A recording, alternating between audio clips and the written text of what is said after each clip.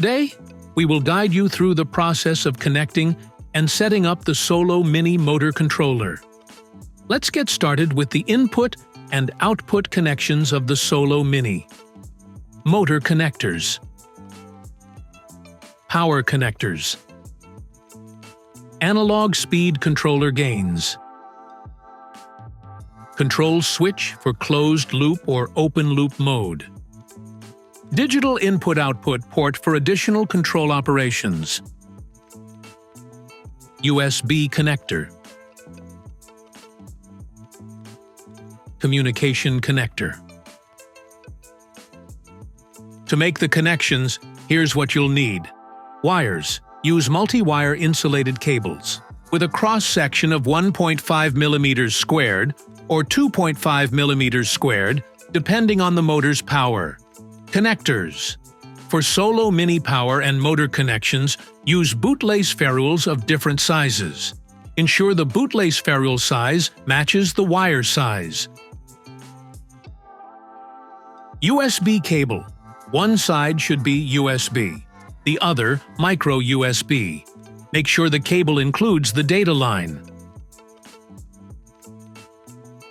20-pin connector for input, output, and sensor connections. You can purchase this from Amazon.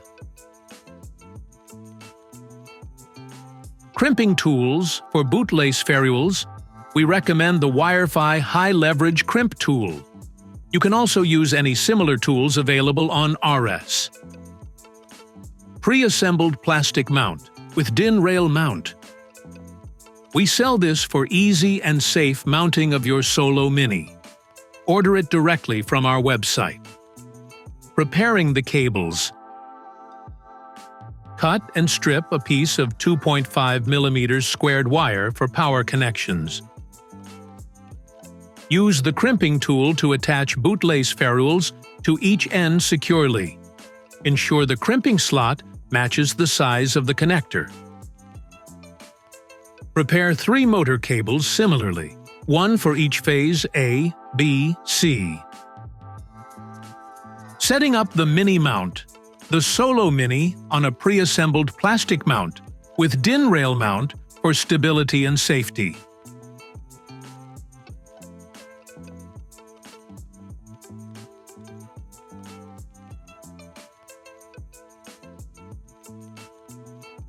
Attach the 20-pin connector to Solo Mini for input-output connections and sensors. Connect the cable parallelly.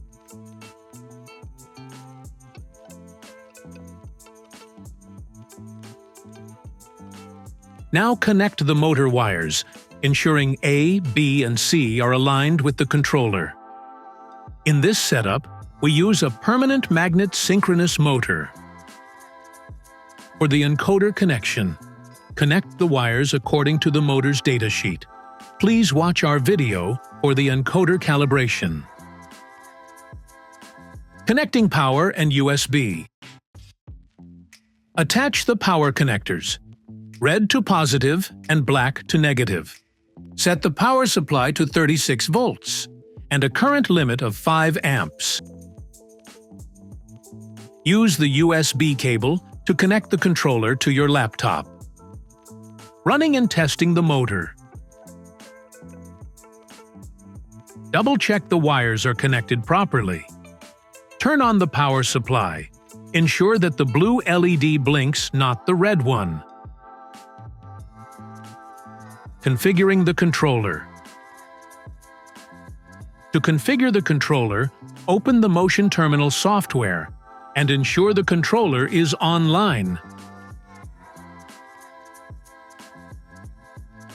To learn more about Motion Terminal, refer to our instructional video.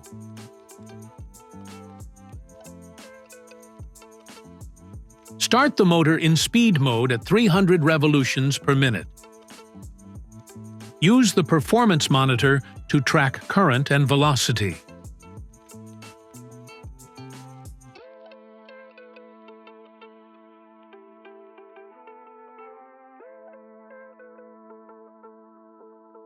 Now we will switch to 400 RPM.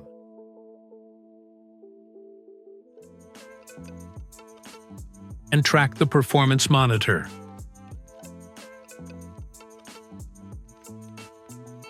For motor tuning tips, check out the video on our YouTube channel.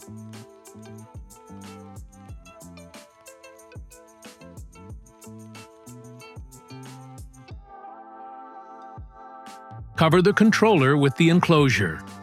To learn more about motor controllers, please watch our videos on YouTube.